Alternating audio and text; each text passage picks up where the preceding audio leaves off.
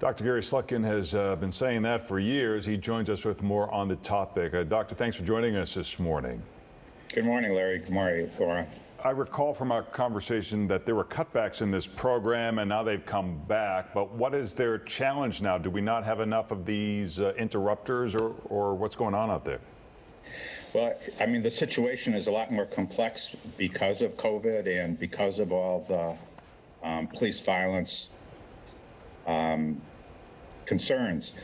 But the support to the interruption and outreach program is stronger than it's ever been in this city. So it's kind of, it's a matter now of staying the course, and it can be strengthened still.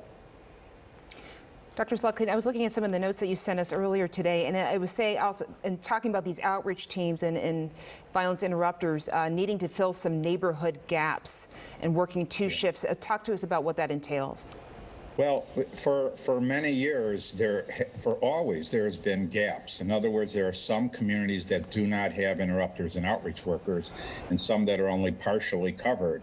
So we've been satisfied for many years with a rather intermediate level of coverage. So, and the teams that are doing this, they know what that is. So there could be more workers. The thing about shifts is we've always worked only one shift. It would be a long shift from like 4 o'clock to midnight or 6 o'clock till 2 in the morning. But the outreach teams have never had the ability to work two shifts. And these shootings and killings go on at 3 in the morning, 4 in the morning. And now with there being less employment, even more so, people are up all night. So it'd be very nice to have these community groups have enough staffing to do two shifts. You know, I was reading an article this weekend with a guy from NATO who said, you know, military use is very expensive, doesn't have a long-lasting impact. What works is the soft power of schools and doctors and counseling, job programs. What is the challenge of getting these things in some of these neighborhoods that have representation? Are they running into roadblocks at the City Hall, the State House, the nation's capital? Well, in terms of the city and the state, there's never been better leadership.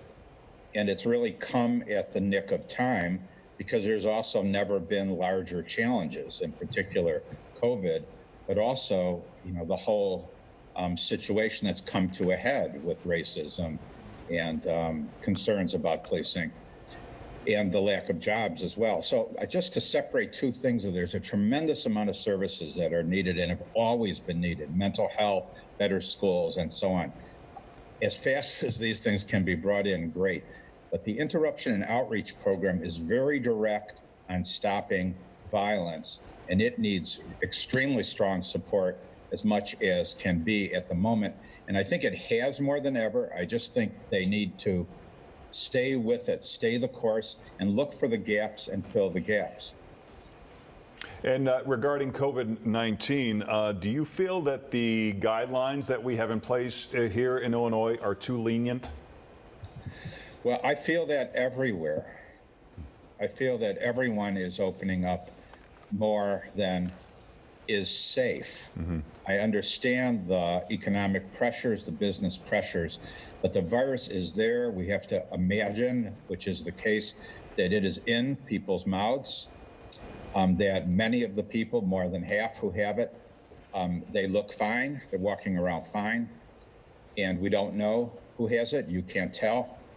So anytime we're allowing people to congregate, they will be spreading it to each other and then out of that situation. So the situation of bars in particular have been of great concern to me. We've seen this in Washington State and Florida, spread in bars and other crowded indoor places, then moves to the home, to older people, or moves to the workplace. All right. Dr. Slutkin, we appreciate you joining us this morning. Thank you. For more information, you can go to cvj.org.